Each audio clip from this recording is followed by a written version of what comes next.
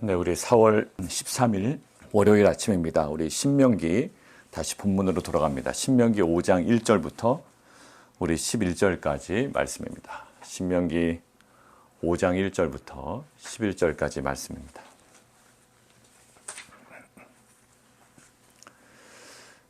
잠시 좀 배경 설명을 먼저 드릴게요. 신명기 1장부터 3장까지는 어떠한 내용이었을까요? 과거입니까? 현재입니까? 미래입니까? 과거입니다. 예. 과거에 있었던 일을 이렇게 쭉 회상합니다.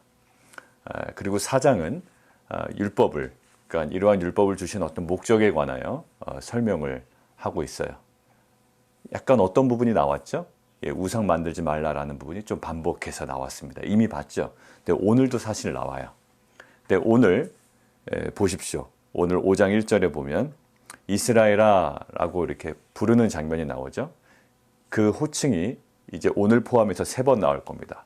이제 본격적인 이제 백성들을 향한 강론이 시작되는 거예요.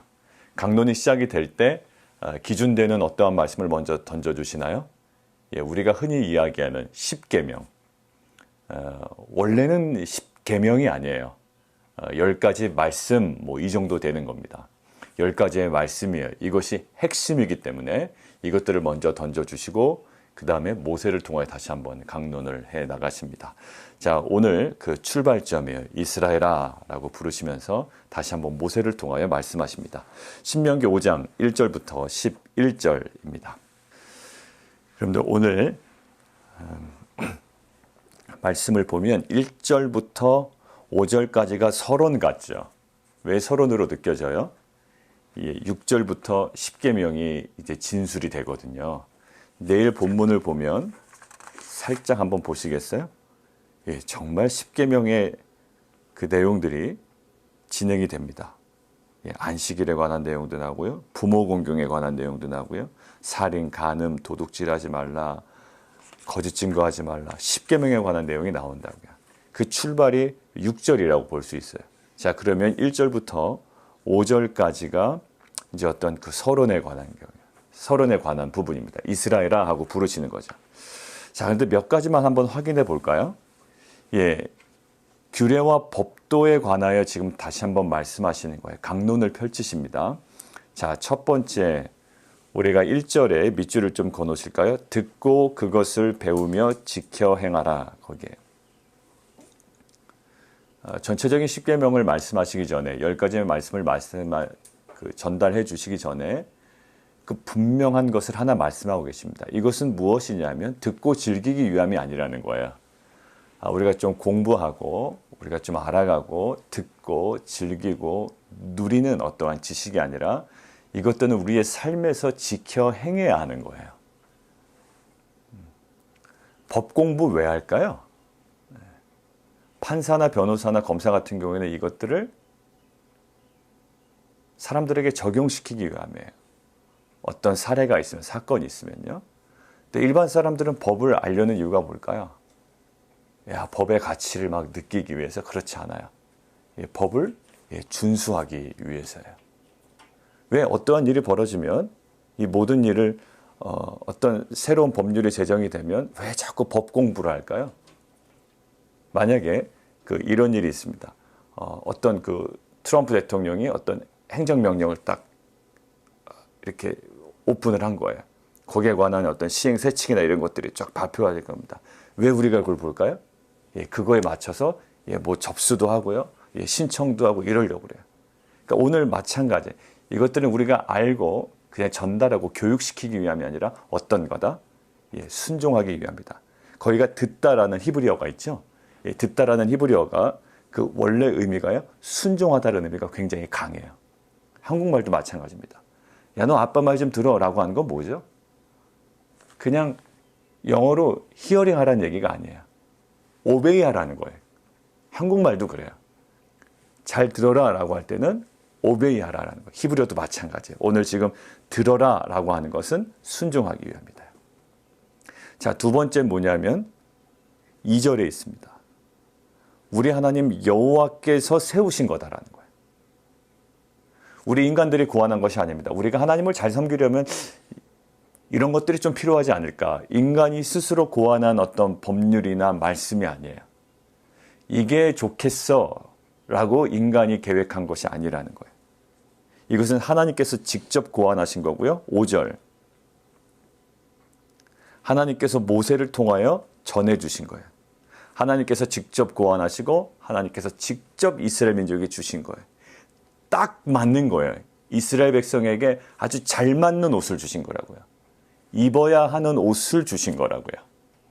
아, 나한테는 이게 어울릴 것 같아 라고 내가 선택한 게 아니라 하나님께서 이스라엘 백성에게 약속의 땅에 들어가서도 그곳에서 흔들리지 않고 살아갈 수 있는 가장 좋은 옷을 하나님께서 직접 고안하셔서 주신 거예요. 자, 세 번째 3절이에요. 이 언약은 여호와께서 우리 조상들과 세우신 것이 아니요. 왜냐하면 이것은 40년 전에 이미 받았던 말씀이거든요. 그러면 40년 전에 태어나지 않았던 사람들도 실은 있다고요. 광야에서 태어난 사람들이 있어요. 그러면 나는 몰라, 내가 받은 말씀 아니야 라는 거예요. 우리도 마찬가지죠. 아, 이게 이스라엘 백성에게 주신 말씀이지 왜 나한테 주신 말씀이라고 자꾸 큐티하라고 그러지, 묵상하라고 그러지, 그렇게 여긴단 말이에요. 이건 모세에게 주신 말씀이고, 이건 바울에게 주신 말씀이고, 이거는 빌립보 성도들에게 주신 말씀이고, 이건 고린도 성도들에게 주신 말씀이지, 이건 무슨 나와 관련이 있어?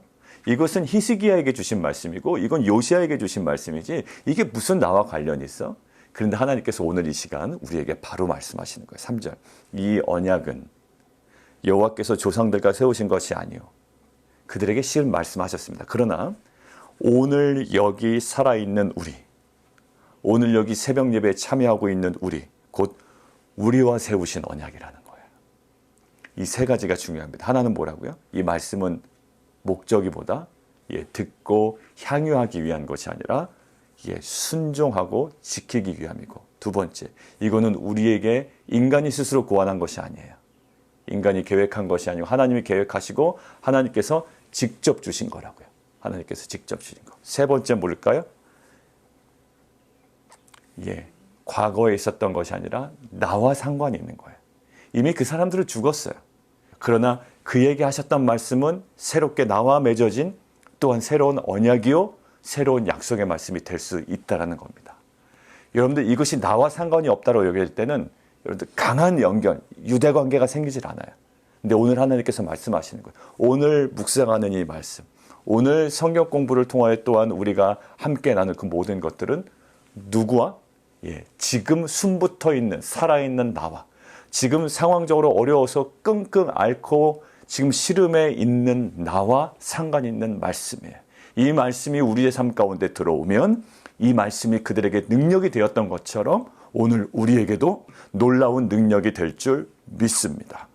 이스라엘 민족에게 약속의 땅에 들어가서 정말로 그들이 온전히 살아가기 위한 정말 중요한 말씀이었듯이, 오늘도 우리가 약속의 땅을 향해 걸어가는 정말 여러 가지 광야와 같은 여러 가지 상황들이 있지만, 이 말씀이 우리를 세우는 하나님의 능력의 말씀이 될 줄 믿습니다. 3절을 오늘 꼭 기억하세요. 이 언약은, 오늘 말씀은 그냥 수천 년 전에 이스라엘 백성, 모세, 또 다른 남유다의 왕들, 아니면 최근에 바울, 이런 사람들에게 주신 말씀이 아니라, 물론 그들을 통하여 우리 지금 여기 살아있는 우리와 세우신 언약이라고 해요. 그러니까 그들에게 그러한 열매가 있었고, 그들에게 그러한 변화가 있었고, 그들에게 그러한 놀라운 권능의 역사가 있었다면, 이 말씀을 듣고 순종하고 붙잡고 가는 모든 공동체마다 우리가 알지 못하지만 하나님의 놀라운 그 언약의 성취는 지금도 이루어지고 있는 줄 믿습니다. 자, 그리고 10계명이에요. 이 10계명을 또 반복해야 되나? 왜냐하면 8절에 보면 너는 자기를 위하여 새긴 우상, 그러면 또 제가 설교했던 것 또 반복해야 되잖아요.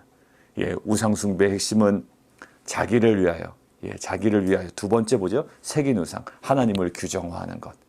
자기를 위하여 하나님을 규정화하는 그 모든 것들은 우상입니다 라고 또 설명해야 되잖아요. 물론 또 설명하는 것도 좋아요. 근데 오늘은 하나님 무엇에 초점을 맞춰야 됩니까? 십계명이라는 것을 또 지금 반복하고 있잖아요. 근데 하나 떠오르는 게 있었어요. 자, 지금 이 이스라엘 백성에게 모세가 어디서 말씀을 주시나요? 모압 평지예요. 그럼 거기에서 살려고? 아니요. 어디 들어가려고? 예, 가나안 땅, 약속의 땅 들어가려고요. 그럼 이 약속의 땅을 들어가기 위하여 이들에게 가장 필요한 게 뭐라고요? 예, 순종이라고 그랬고요. 거기는 어떤 군사적인 전략이 아니라고 그랬어요. 그 땅에 이미 많은 7 족속이 있고요. 아주 그 우상들이 팽배했던 지역이에요. 거기에 어떤 군사적인 전략으로 나갈 수 있는 게 아니고 그 가나안 땅에 정말로 그 땅 가운데 온전히 살아가기 위해서는 하나님 말씀에 대한 순종이에요. 그러면 말씀이 어떤 내용인가라고 할 때 지금 핵심이 이겁니다. 자, 보세요. 6절 보세요. 6절. 나는 너를 애굽 땅 종되었던 집에서 인도하여 낸 내 하나님 여호와라. 너 이 계명을 잘 지키지 않으면 내가 출애굽 안 시켜줄 거야. 이게 아니에요. 너는 이미 어떤 백성이다? 너는 출애굽한 백성이라는 거예요. 출애굽은 무엇과 상관이 있습니까? 구원과 연관이 되겠어요. 너 이거 안 지키면 너 구원 못 받아? 이게 아니라 너는 이미 어떤 사람이다? 예, 구원받은 사람이다. 너는 이미 출애굽한 민족이다라는 거예요. 그러니까 구원받은 백성에게, 출애굽한 이스라엘 백성에게 지금 요구하시는 거예요. 너는 구원받았으니, 은혜로 구원을 받았으니, 은혜로 출애굽을 경험했으니 이러이러한 것이 너에게 필요하다. 왜 필요할까요? 그 출애굽의 결말은 어디서 납니까? 예, 가나안에서 나는 거예요, 사실. 광야에서 죽은 사람들은 뭘까요? 출애굽을 다 경험했다고 할 수 있을까요? 가나안 땅에 못 들어간 사람들은? 아니에요. 그래서 모세가 그토록 가나안 땅에 들어가고 싶었던 거예요. 출애굽의 마지막 정점은 가나안 땅에 들어가서 정복 정제를 하고 그곳에 땅을 분배를 받고 거기서 살아가는 거예요. 자, 그렇다면 이 출애굽한 백성, 구원받은 백성에게 구원을 이뤄내기 위한, 구원을 또한 또 다른 구원을 완성하기 위한 하나님께서 가장 핵심적인 것을 뭘 줄까요? 예, 돈 벌어야 된다 이런 것들이 아니라고요. 그 땅에 적들이 있는데 군사적으로 막강한데 군사적인 이 또한 전략이 필요하다. 이런 것들이 아니라 지금 어디에 초점을 맞추고 있냐면 하나님과의 관계에 굉장한 초점을 맞추고 있어요. 너 이제 약속의 땅에 들어가야 돼. 그 다음 플랜으로 가야 돼. 그 다음 땅으로 가야 돼라고 할 때 뭐라고 말씀하신다? 예, 다른 거 얘기 안 하세요. 하나님과의 관계. 하나님과 관계. 이런 거죠. 새로운 진로를 결정하고 걸어가는데 아버지가 불러요. 모압 땅 같은 데서 불러요. 너 새로운 땅으로 넘어가야 돼. 이제 새로운 진로 선택해야 돼. 자, 부르시듯 하시는 말씀이 너 무엇보다도 하나님과의 관계가 중요해. 너 새로운 이제 대학을 졸업하고 새로운 진로를 가지고 나아갈 때 다른 것보다 하나님과의 관계가 제일 중요해. 이게 정말로 부모의 마음 아닐까요? 실은 저의 마음이기도 해요. 뭐 이거 시험 준비할게, 저거 시험 준비할게. 그거보다 더 앞서야 되는 것이 있어요. 매일매일 말씀 앞에 엎드리는 아들의 모습을 보면 부모는 설사 그 모든 것들이 실패로 돌아간다 한들, 예, 그거는 하나님의 주권 아래에 있고 말씀 안에 있고 관계 아래에 있기 때문에 망하지 않는 아들이라는 걸 알아요. 하나님도 말씀 마찬가지예요. 지금 가나안의 7 족속과 싸워야 되고 지금 여러 가지 생각이 복잡할 거라고요. 그런데 그 복잡한 이스라엘 민족에게 딱 핵심적인 거 말하고 들어가시잖아요. 뭐라고요? 예, 10가지 말씀, 그 중에 핵심 오늘 보세요. 나 외에는 다른 신들을 두지 말지니라. 이게 뭐냐면요. 10계명의 첫 번째 계명입니다라고 말할 수 있죠. 그런데 이거예요. 절대적 소유권을 지금 요구하시는 거예요. 나는 너를 소유한 절대적인 소유권을 가지고 있다. 근데 이 표현이 실은 이 표현이 어느 정황에서 많이 사용되냐면 결혼 서약에서 많이 사용돼요. 결혼 서약에서 많이 사용되고요. 그러고 나서 9절을 보니까 8절부터 10절까지가 두 번째 계명이거든요. 근데 두 번째 계명에서 질투하는 하나님인즉 거기 또 밑줄을 그으세요. 질투하는 하나님인즉. 이것도요. 어떤 표현이냐면 얼굴이 붉게 달아오른다 이런 느낌이에요. 얼굴이 붉게 달아오른다. 왜? 남편이 아내를 향하여 어떤 모습을 보고 얼굴이 붉게 달아오는 거예요. 왜? 다른 남자에 대한 마음이 있을 때 그런 남자는 굉장히 불쾌하고 여러 가지 마음으로 질투하는 마음으로 얼굴이 붉게 달아오르겠죠. 이것이 어떤 것에 근거한 표현이라고요? 결혼에 근거한 표현이에요. 첫 번째, 다른 신들을 두지 말라, 다른 남편 두지 말라. 이게 뭐라고요? 결혼 서약에 많이 쓰이는 표현이고요. 두 번째, 질투하는 하나님이다, 얼굴이 붉게 달아오른다. 이것도 결혼에서 비롯된 표현이에요. 결국 남편 되신 하나님이 아내 된 이스라엘 백성에게 지금 어떠한 것을 요구한다? 절대적이고 그리고 독점적인 충성을 요구한다고요. 그런 사랑을 요구한다고요. 왜? 은혜로 구원받았기 때문에. 이런 거예요. 만약에 여러분들이 이제 결혼을 하게 됩니다. 결혼하기 전까지는 이런 거 너무 요구하지 않아요. 근데 결혼을 하게 되면 뭘 요구할까요? 나만 바라봐야 돼 라고 이야기한다고요. 그죠? 당신 나만 바라봐야 돼 라고 이야기해요. 근데 이게 왜 필요할까요? 결혼했기 때문에 필요한 거고요. 결혼했다면 그것은 우리에게 어떤 것이 된다? 오히려 영광이 돼요. 나는 저 사람과 결혼하고 싶었어. 그런데 저 사람과 결혼 못해요. 근데 정말 내가 결혼하고 싶었던 사람과 결혼했던 어떤 남성이 있습니다. 근데 여자가 이러는 거예요. 당신 나만 바라봐 라고 할 때 뭐라고 여겨질까요? 결혼한 자의 특권이고요. 그것은 영광이라고요. 지금 어떤 거예요? 그 관계를 얘기하는 거예요. 지금 가나안 땅에 들어가야 됩니다. 근데 이 백성들에게 다시금 더욱더 확실하게 하는 것들이 있어요. 내가 너희를 구원했으니, 너는 나와 결혼했으니, 그 땅에서 승리하기 위한 굉장히 중요한 핵심적인 부분이 있어요. 뭐냐면 나와의 관계라는 거예요.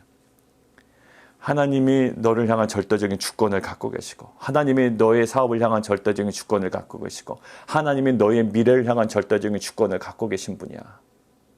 그 어떠한 판단과 결정도 나의 주권을 앞설 수는 없어. 너 인생의 주권을 내가 갖고 있어. 그 어떠한 판단과 근거와 결정도 나의 주권을 앞설 수는 없어. 굉장히 절대적이고 독점적인 충성을 하나님께서 원하시고 계시죠. 아주 끈끈한 하나님과의 관계를 원하시는 거예요. 그것이 너의 인생의 살 길이라는 거죠. 자, 그리고 나는 질투해. 정말로 그 절대적인 사랑과 충성을 요구하시는 거예요. 자, 하나님께서 오늘 뭐를 말씀하신다고요? 약속의 땅에 들어가면 굉장히 실제적인 선택을 해야 될 것이 많을 거예요. 근데 그 실제적인 선택 속에 온전한 선택이 이루어지기 위해서는 여러분들도 이 코비드-19 시대에 실제적인 선택을 많이 해야 되죠. 근데 그 실제적인 선택이 온전한 선택이 되기 위해서는 가장 먼저 정립되고 회복되어야 되는 것이 있어 라고 하는 거예요. 뭘까요? 하나님과의 관계예요. 하나님과의 관계가 이렇게 끈끈하고 충성되고 절대적이고 독점적이지 못하면 그 실제적으로 선택해야 하는 모든 것들이 불완전해진다는 거죠. 어제도 말씀 나눴죠? 이 보이지 않는 말씀의 세계가 탄탄해야 보이는 세계가 완성되고 변화됩니다. 근데 보이지 않는 이 말씀의 세계가 흔들려 버리면 이 보이는 세계가 아무리 그럴듯해 보여도 그거는 뭐라고요? 모래 위에 지은 집이라고요. 무너져 내린다고요. 뭘까요? 보이는 가나안 족속과의 관계에서 보이는 가나안 족속을 때려잡고 막 이런 어떤 물리적인 힘이 아니라요. 그것들이 완성되기 위해서는 우리 안에 회복되어야 되는 것들이 있어요. 뭐라고요? 하나님과의 그 결혼 관계, 언약 관계라는 거예요. 언약 관계. 그 독점적인 언약 관계. 하나님이 우리를 독점적으로 생각하셨다면 우리도 그것이 가장 우선순위고 독점적인 관계로 생각하고 그 안에 굉장히 더 깊이 들어가야 되는 거예요. 사람들은 우리의 주의를 분산시켜놔요. 이것이 중요하고 저것이 중요하고 이것이 최고고 이것이 밸류가 있고 이것이 가치가 있고.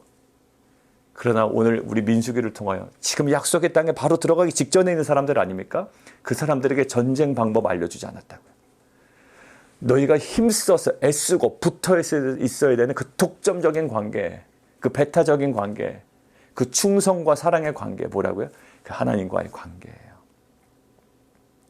자, 이것이 우리 가운데 회복이 될 때 정말로 이제 가시적으로 우리가 살아가야 할 앞으로의 진로, 비즈니스 이런 부분에 여러분들이 보이진 않지만 여러분들이 살아가는 놀라운 능력이 될 줄 믿습니다. 이것들을 경험하는 우리 공동체가 되었으면 좋겠어요. 목사님 정말로요. 제가 여러 가지로 실제적인 선택도 해나가지만 제가 하나님과 함께 더 깊이 이 코비드-19 시대에 더 깊이 들어갔더니 정말 우리 안에 이 가나안 땅에, 약속의 땅에 이러한 열매가 맺혔습니다라는 이런 고백들이 우리가 다시금 만나게 될 때 우리가 하나님과의 집중했던 공동체가 경험했던 이러한 열매들이 아름답게 나눠지는 귀한 공동체가 되었으면 좋겠습니다. 하나는 잠깐만 언급하고 가죠. 11절 세 번째 계명이잖아요. 망령되이 일컫는 자. 이건 뭐냐면 헛되이 택한다라는 거. 헛되이 택하고 헛되이 올려드린다라는 거죠. 뭐가 헛될까요? 하나님의 이름을 줄곧 이야기하긴 해요. 나 예배 드린다, 나 말씀 본다, 나 묵상했다, 큐티했다, 뭐라고 얘기는 하긴 하는데 실은 하나님의 능력과 임재를 상징하는 그 이름을 어떻게 사용한다고요? 개인적인 이익과 목적을 위해서 거짓을 택한다고요. 거짓을. 거짓을. 나의 목적과 이익을 위해서. 하나님을 이야기하는데 스스로 살아가지 않는 삶도 막 이야기하고요. 스스로 선택하지 않은 것도 택하고요. 하나님이란 이름으로 자신의 목적과 이익을 위해서. 그러니까 하나님의 이름을 모함과 연관시키지 말라. 거짓과 연관시키지 말라라는 거. 무엇을 위해서? 자기 자신을 위해서. 거짓을 해. 말씀을 가지고 나누는데 거짓이 있어. 실은 큐티에 더 깊이 들어가면요. 큐티에 자신의 영광이 드러나는 경우가 있어요. 나는 이런 깨달음도 있고 이런 회개도 있고 근데 정말 회개 못한 거거든. 묵상해보니까 그렇더라고요. 더 뼛속 깊은 회개가 안 됐던 거예요. 근데 회개했다라고 주장하고 싶고 나누고 싶지만 정말 죽어나가지 못한 거예요. 왜? 자기가 완전 파릇파릇하게 살아있는데 내가 너무 파릇파릇하게 살아있는데 저 사람 옆에 가기 싫어요. 왜냐하면 그 사람의 어떤 성격이 너무 곤두서 있어요. 근데 날마다 주 앞에서 죽어나가고 정말로 가난한 자 같고 연약한 자 같으나 그 사람과 이야기하고 싶은 거예요. 마치 예수님의 십자가의 죽음 앞에 가까이 가고 싶은 것처럼. 왜 우리는 십자가의 죽음에 같이 가고 싶을까요? 그 죽음의 그 연약함의 능력이 있기 때문에. 근데 어느 순간에 나는 회개한다고 하고 나는 십자가에 죽는다고 하는데 너무 파릇파릇하게 생생하게 살아있는 내 모습. 거짓이죠. 거짓. 특별히 우리는 말씀 앞에 엎드리고 정말로 순결하고 거룩하고 그 죽음으로 살아가기를 원한다고 하지만 어느 순간에 그게요. 외식이 될 수가 있고 거룩이 될 수가 있고 거짓이 될 수가 있고 자기 기만이 될 수가 있죠. 그 모든 것들이 망령되이 헛되이 선택하는 것들이에요. 사랑하는 성도 여러분들, 하나님께서 우리를 굉장히 집요하게 물고 들어가시죠. 그러나 이것은 뭐라고요? 우리를 망하게 하는 것이 아니고 우리를 귀찮게 하는 것이 아니라 우리를 거룩하게 빚으셔서 마지막 시대에 거룩한 신부로 우리를 만들기 위한 하나님의 놀라운 은혜의 과정인 줄 믿습니다. 우리의 영광인 줄 아시고 그 사랑하는 주님 앞에 실제적인 선택할 시간이 너무나도 우리에게는 많이 주어져 있지만 그 이전에 그 실제적인 선택이 온전해지기 위하여 하나님과의 그 관계, 그 독점적이고 절대적이고 정말 우리를 아주 그런 충성과 사랑 관계로 부르신 하나님의 그 임재 앞으로 더 깊이 나아가는 귀한 공동체 되기를 원합니다. 함께 좀 기도하겠습니다. 우리가 좀 함께 기도할까요? 이것은 듣고 막 가르치기 위함이 아니에요. 저부터도 이제 좀 깨달아야죠. 이것은 막 듣고 가르치고 막 사람들을 설득하고 이런 위함이 아니에요. 나를 위한 거예요. 나. 지금 생명부터 있는데 살아있는 나. 뭐 하라고요? 듣고 순종 좀 하라고요. 순종 좀 하라고. 자꾸 남 가르치려고 하지 말고. 특별히 이렇게 말 많이 하는 사람들은 조심해야 되죠. 가르치려고 하지 말고 너가 배우고 지켜 행하라라는 거예요. 지금 나와 세운 언약이에요. 과거에 있었던 것이 40년 전에 있었던 것이 아니고 수천 년 전에 있었던 것이 아니에요. 근데 지금 이 말씀이 왜 주어진다고요? 약속의 땅에 들어가야 되는데 그들과 싸워야 되는데 전쟁을 벌여야 되는데 근데 실제적인 선택이 온전한 선택이 되기 위해서는 이 하나님과의 아주 절대적이고 독점적인 사랑과 충성과의 관계가 있어야 돼요. 오늘 결혼의 표현 두 가지가 나왔잖아요. 그만큼 하나님과의 관계가 너무나도 중요합니다. 이 코비드-19 시대에 사람과는 떨어져 있지만 우리가 하나님과 더 깊이 들어갈 수 있는 정말 은혜의 시기예요. 하나님 이 시기를 우리에게 허락하신 것은 이 가나안 땅 각자의 약속의 땅에 들어가서 하나님 우리가 놓치지 말아야 될 하나님과 관계가 더 깊어지는 하나님의 은혜의 시간인 줄 믿습니다. 하나님 그것이 영광인 줄 알고 은혜인 줄 알고 하나님 그 자리를 사모함으로 더 깊이 들어가는 우리 귀한 공동체 우리 자녀들 되게 도와주십시오. 우리 함께 기도하며 나가도록 하겠습니다.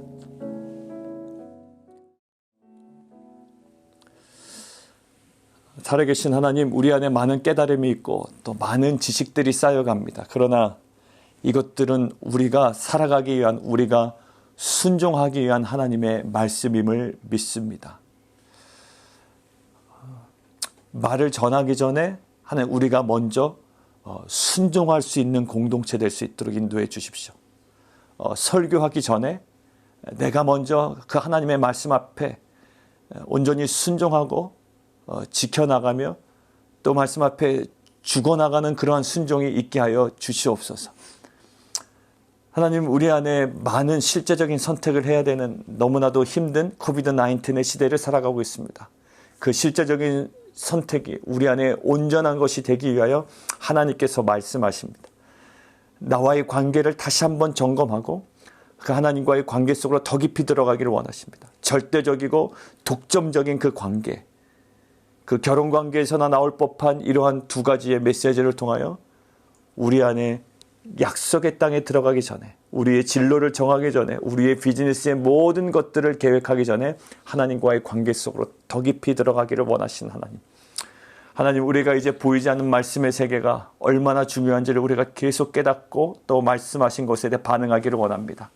하나님 모든 것들을 포기하지 않게 하여 주시고 특별히 이 말씀을 붙잡고 있는 손을 놓치지 않게 해주시고 하나님 우리 안에 선포되는 말씀을 하나님 우리가 더 깊이 들어가 묵상할 때 하나님과의 관계가 회복되게 하시고 우리의 순종이 살아나게 하시고 이것이 반석 위에 세운 집처럼 하나님 창수가 나고 비가 나고 바람이 불어도 조금은 흔들릴지라도 무너지지 않는 놀라운 하나님의 은혜를 경험하는 귀한 공동체 되게 도와 주옵소서. 예수 그리스도 이름으로 감사하며 기도합나이다. 아멘.